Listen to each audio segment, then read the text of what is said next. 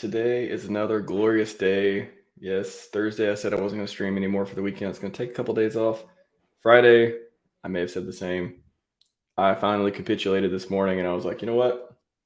I'm probably going to be streaming every day. Probably. No promises, but I may be streaming every day and twice a day sometimes. I actually think I might stream twice today because the PulseChain launch plan AMA went pretty well yesterday and I didn't even cover everything I wanted to cover. So I think I may do a second one later this evening as well if I have time. Basically spending all the free time I have until launch because I do believe launch is so close. So yeah, hopefully I don't eat my words. I try not to say things that I'm not confident in or have any data to back up. Obviously, PulseChain launch is not knowable, but it is important. And I feel like we're one more Brett Tapp tweet away from people really getting excited about it. And then, of course, Richard laying down the hammer of the stuff's actually happening when it happens. So anyways, I got about 25 minutes and I'm going to blaze through as much validator stuff as I can, answer your questions. And this is number 10. It's crazy. I was like, whoa, I don't remember number 1. What did I even talk about number 1? I don't remember.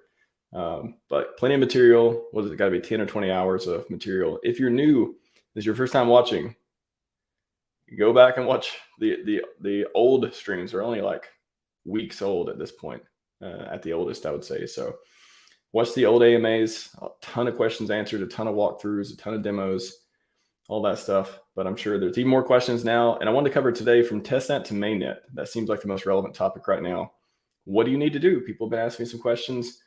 And it's pretty straightforward, though. So you'll be happy to know that, I guess. You don't have to change a whole lot. I've got to change some stuff. I got to change some values in the script. We'll walk through quickly what I got to do for the script that we're going to do it on the fly. I haven't really thought much about it other than because, I don't think it's that hard. So post link in the chat. Go to this link if you want to follow along with PulseChain stuff. And I will share the screen. And I'll say hi to the chat in just a moment. By the way, if you have stuff that is either, if there's a bug or an error, like not something you're dealing with in particular, like I want this to blow up with stuff like that. But if you're having some problem that you think the scripts could be updated or needs to be fixed or something, or just some really good suggestion even, feel free to use issues, do new issue. You gotta have a GitHub account and it's pretty easy. For example, I was actually been working on a snapshot script. It doesn't seem to be wildly practical right now. It takes forever to do a snapshot of the blockchain, so you can copy it from server to server. However, I'm going to finish running it, and if I release it, I'll document it. But this was a suggestion. This guy's got a lot of good stuff, DKIM777. And then this was about the dashboard fork stuff. So anyways, if you have some really good idea or just something that you think is broken, obviously, if the script looks broken in some way, after I make a change in particular, it only happened once so far. I think I made one. I had to change a whole bunch of stuff, and one person reported it being broken. As you can see, if you just do is issue, close 6 different ones. And yeah, this one was broken after one of the updates. So sorry about that. Had, just fixed it with a couple commands, and there we go. Yeah, that fixed it. So,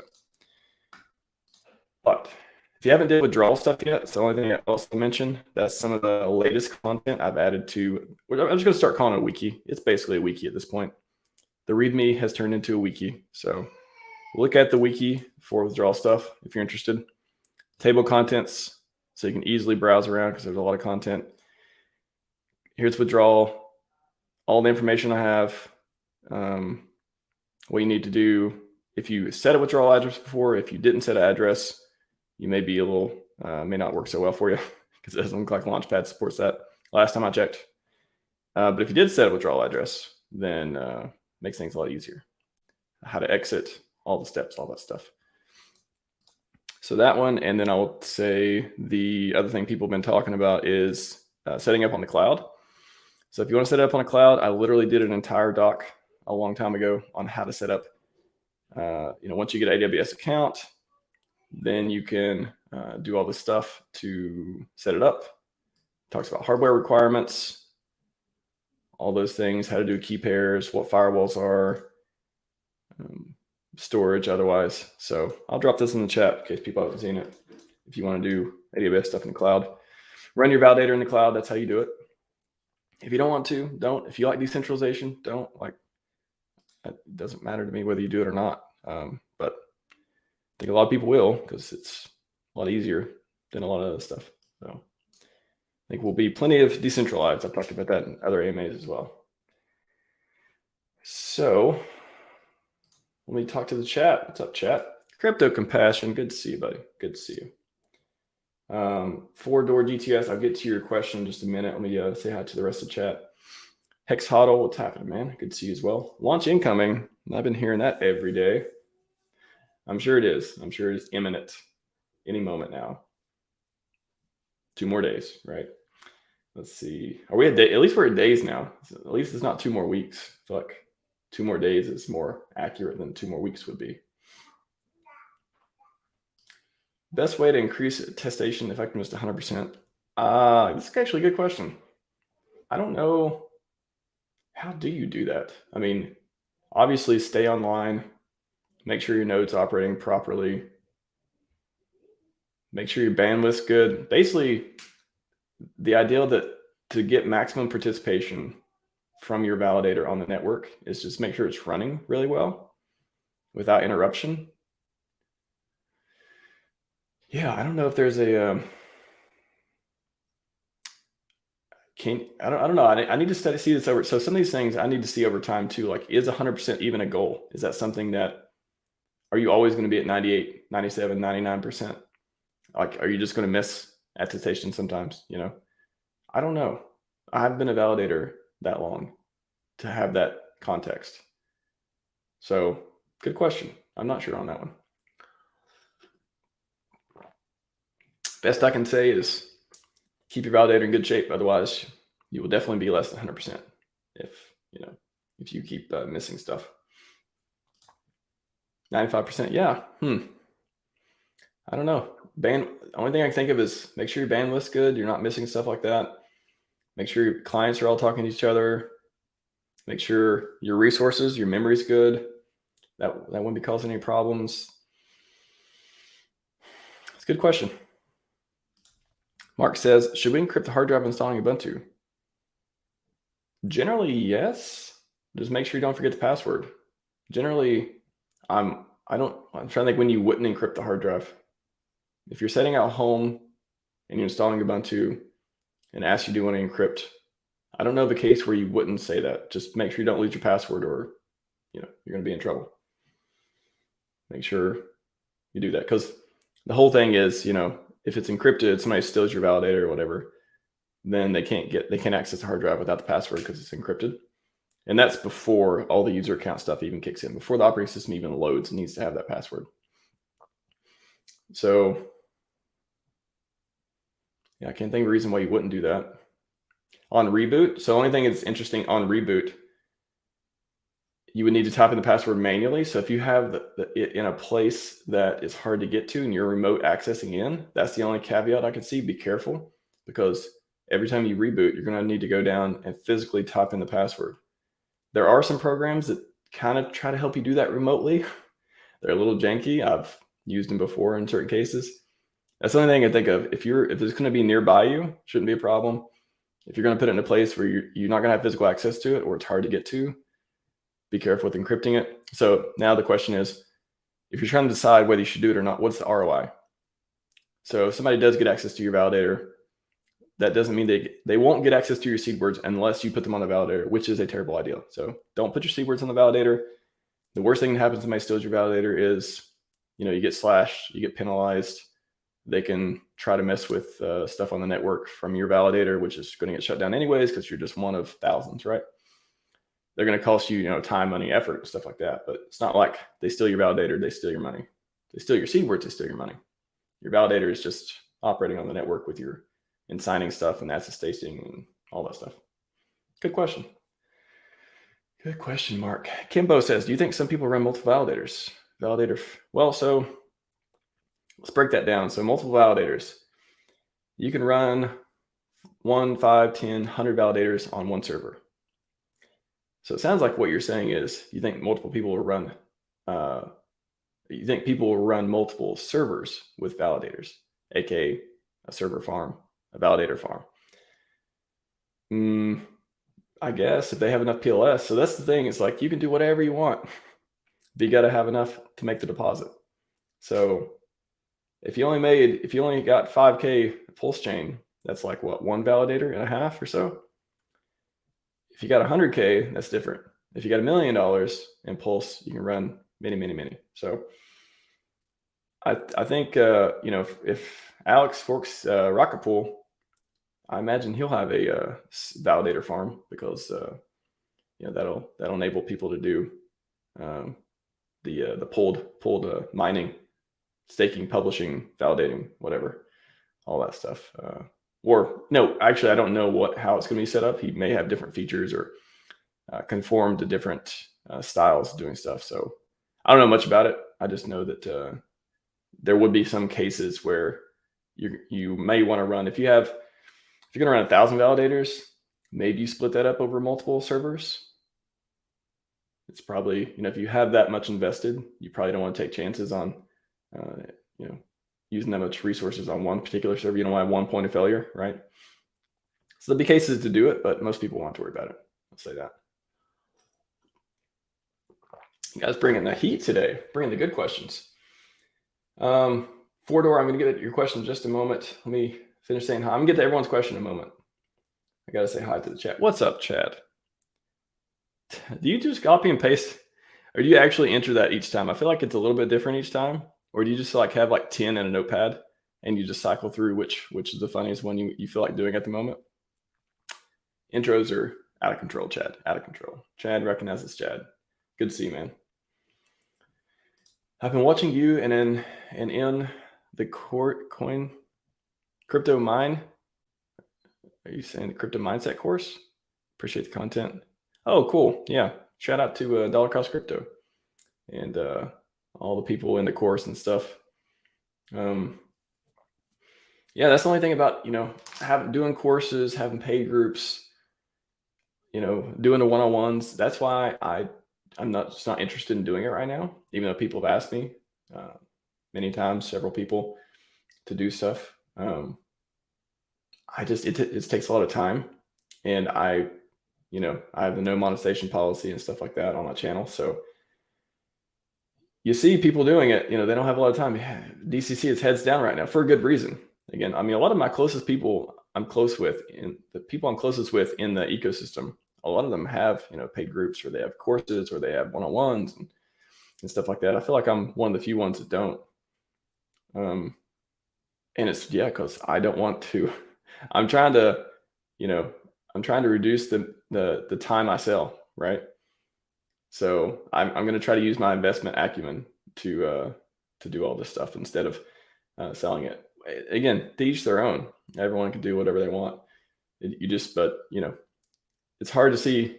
There's a reason people doing courses and people doing groups and stuff like that, they're not streaming every day, right? Because logically they need to spend the time with the people who are paying them. So it's harder, they're not going to put out as much public information, all that stuff. Again, shout out. Some of the people I'm closest with in the community are selling some good information and their time and really putting a lot of effort into it. It's just not for me. But anyways, to your comment, that was a tangent. To your comment, that's awesome, man. DCC and Cultivate Crypto are killing it with the course, and glad you could tune in and chat about validator stuff. So always love hanging out with DCC.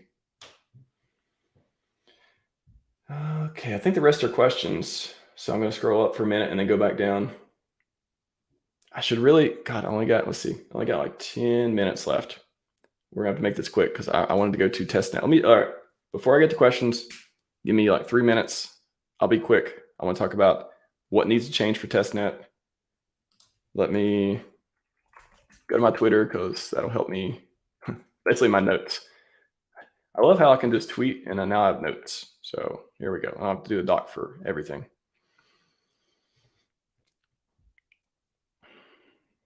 So here we go. Basic checklist for PulseChain validators. Get clean servers set up and ready to be provisioned. So right now, if you got some on AWS, you know how to do that. You can just spin up a new instance, a clean server, and then use the script to get set up, all that wonderful stuff. And then for me, I need to change the testnet names, values, and stuff on the script. We'll get to that in a minute. And then once mainnet launches, I'll have all the information. I'll be able to update the script and then release it. People can use it. I'll be using it, obviously. And you can get that sweet, sweet early APY, right? So not a lot of stuff to do. Just, be prepared for that. Know the process. Like, don't get halfway through and be like, oh, I don't know what to do after the script, because I literally have here, after running the script, right below the hardware section that everyone seems to miss. And they ask me questions about hardware all the time. I'm like, this is the hardware section. This is maybe I should like bold more of the information or something. Anyways, after the script, you need to know how to generate new keys. So that's the only other part someone's asked me about recently too. Can you use your old seed words? Can you use your old keys? You need to generate new keys, because the old validator keys are for the previous networks. They're assigned for that stuff. They got, all the testnet values in them. So yeah, I don't even know if you could use the same seed. I don't know. Seed words may be a different thing, but you don't even need to worry about it. Just create new ones. Like that's what I'm doing. So I think that'd be the best way to do it. But make sure, so the script automates 85%. Make sure you know how to do the rest. Make sure you know how to use staking deposit client, how to generate your keys, how to import them. This section is very, very important. So once you understand how to run the script, you only need to do this 15% more. And it is the link I just posted. Study this. You don't need to know how the script works as much as you need to be able to execute. You need to know how to run these commands and stuff.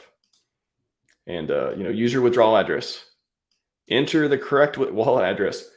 This is where, if you enter something wrong here, if you enter an address that you don't own or have access to, you will not get your deposit back.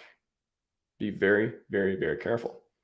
Your withdrawal address is where your money is going to be sent when you ask to withdraw after being a validator. So if you want your deposit back, it's like, you want your deposit back for renting a machine of some sort in the real world. You got to give them they got to give it to the right person. So this is your address. This is your money. This is your bank. This is be your own bank time. Make sure you get that correct. Cannot emphasize that enough. And of course, I'll update the values and stuff. It'll say, PulseChain Mainnet or whatever. Let me just, again, quickly open the script. I'll just update, I think the repos will probably stay the same. Maybe they'll just they'll create a new testnet repo, PulseChain.com, PulseChain.com-testnet or something, I imagine. I'll change these values. It's pretty much just changing some of the values in the script. Everything else should work the same. I don't know why they would change any of the setup. You'll be using the same clients. If you want to use my script, I use Geth and Lighthouse. Should be good to go. All right, now I'm going to blaze through questions. Let's put this on screen because she's very pretty and nice to look at. 44-door GTZ. I'd love to hear about home validator security topics. Yeah, I'm running mine in the cloud, so it's hard for me to tell you about topics that I'm not executing on myself. I have information on the wiki of just some stuff. I did some basic stuff like how to do backups. Oh, does that not work? Okay. How to do backups at home on your Linux if you're running Ubuntu. These are guides on how to do it. And then let's see, I think I have some network. Let's see, networking. Yeah. So on networking side, home router. So basically you need to just research and figure out how to, nobody can write a guide on how to open ports on each specific router set. Like nobody's going to do that unless they already have on the internet somewhere. And then you just say, okay, here's the ports I need to open and do that. So I've said before, I think on the last AMA, I would use a separate router. So I guess the best information I can give you on like security at home is using a separate router. So you have a router, usually at home, you have an ISP who gives you internet access. Internet access comes in, you have a modem, you have a router. They may be separate, they may be one. And then you can plug stuff into that through Ethernet, right? Wi-Fi, blah, blah, blah. But I would use Ethernet for all my server stuff. Like, it's just, you need hardwire connections are always best, in my opinion. So once you have that, you buy another router, right? You buy another router, you plug that into, you give that access. You plug into your other router, you plug into your modem, however your networking setup, everyone's got their own specific thing. There's guides online. Maybe I should drop that in, actually. I'm gonna write a note, I'm gonna drop that in. How to add another router to your deal. And that's it. I feel like I can add another router to network. So you plug in the other router, that gives you isolation. So that means if someone hacks your validator, they only have access to what you plug into that router, which is, if you only plug in your validator, that's all they get access to. That's the biggest attack surface. What's the security AMA? I talked about this, the last one I did. Because if they hack your validator and they're on your local network, they can pivot, they can lateral, they can do other moves like that. And your other computers at home, gotta be careful, because once they're on the squishy internal network, it's a lot easier to move around than it is trying to attack from the outside in from the internet. What's the security AMA? I go through the details on that. So, good question. Let me get to Eric Greenhouse. Any non-technical requirements for running a node? Are there any non-technical requirements for running a node? Like staking? I'm not sure I understand the question. Are there any non-technical requirements for running a node?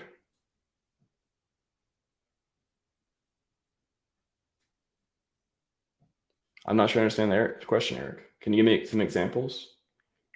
The requirements for running a node is hardware, know how to use command line, use a setup script or do it all manually, pay for utilities, understand how to use a cloud to rent a server or use it at home, set up your network. Most of those are technical requirements.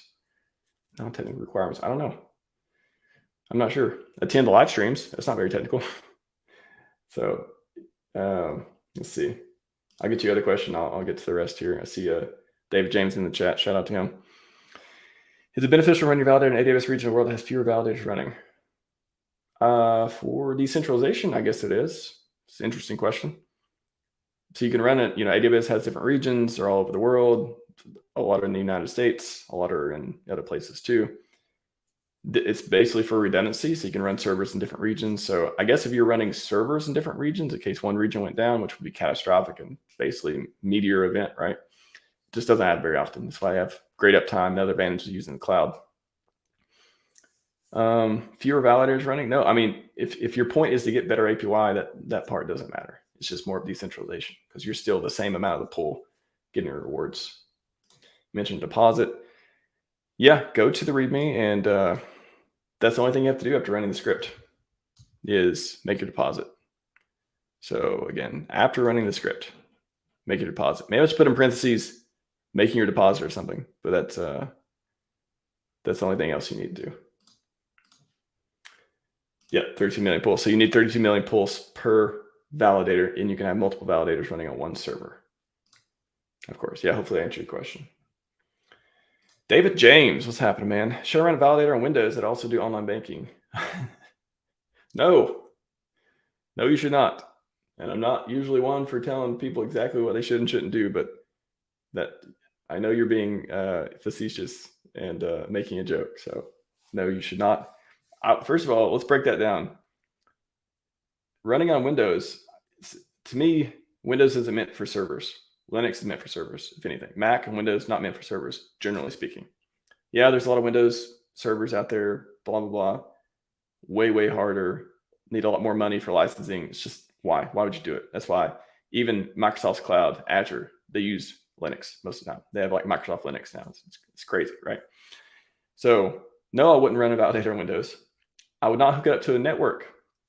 Just as I'm talking about on networking, I would use a different router. If you're doing this at home, isolate your network, use another router, use separation. If you have like network isolation stuff built in your own router, you can, there's different features of this stuff, but generally the simplest way is like, just get another router, plug your validator into that and make sure it has access to the internet and those are segmented from different networks and different internal networks from the external internet. And yeah, so that's the best I can get out of that funny question. See, Kimbo, am I saying it right? Outsourcing validator someone safely, I only need to give them my generated key pairs. That's a good question. Yeah, so in order so you generate your seeds, you keep those offline secure. And if you gave them, I imagine that's how it would work if we're doing like pooled validator stuff. You would just upload your validator keys. Or, I don't even think you need to do that. You would just make your deposit, and they would probably hold it in a contract, trustless or untrusted. And then they would generate the keys and run the validators. But another way you could do it, I guess, is if you have someone running the server for you and handling all the hardware, and you want them to set up the validator for you, then you could just give them the validator keys, because that's all you need to do is import them. You need to import them. So you generate your keys, you keep the seed words, and to actually get the client running, you import your validator keys, which don't contain your seed words. They're just your signing keys, but they're not your seed words. They're your signing keys. And they import them, and it works. Yeah, you don't need your seed words. And basically until you don't need your seed words or your withdrawal password and stuff until you exit. And at that point, you would have to figure out what to do. Yeah, good question though. Good question. Just thought here, how many folks died between initial sacrifice and Mainnet's launch? Hopefully no one actually died. Hopefully everyone's hanging in there, like the cat picture, right? What's up, Steve? Good to see you, man. Good morning to all the Hexicans out there.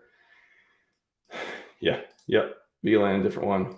All right, last question. Max, do you see how complex it is? It's short. Yeah, we need a simple button. Yeah, it's I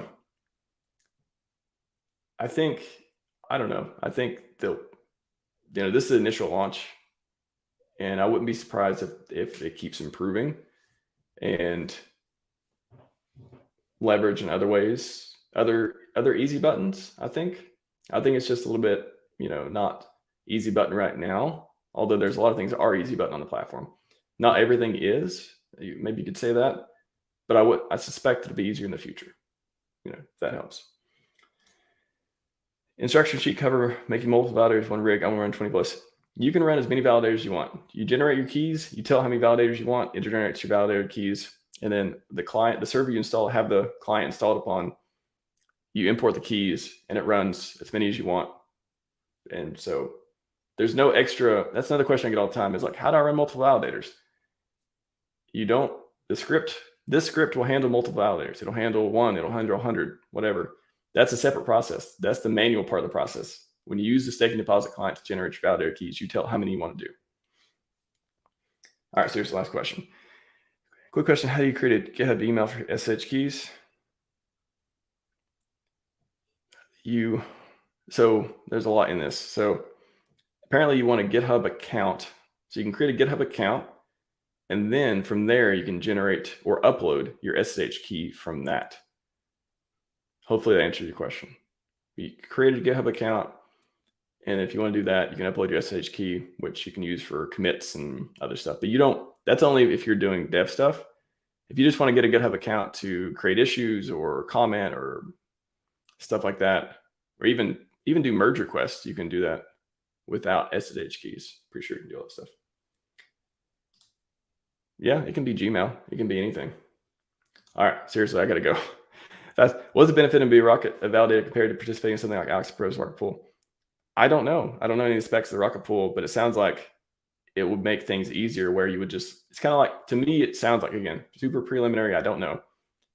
On face value, it sounds like it's kind of like delegating your stake, delegating your validator.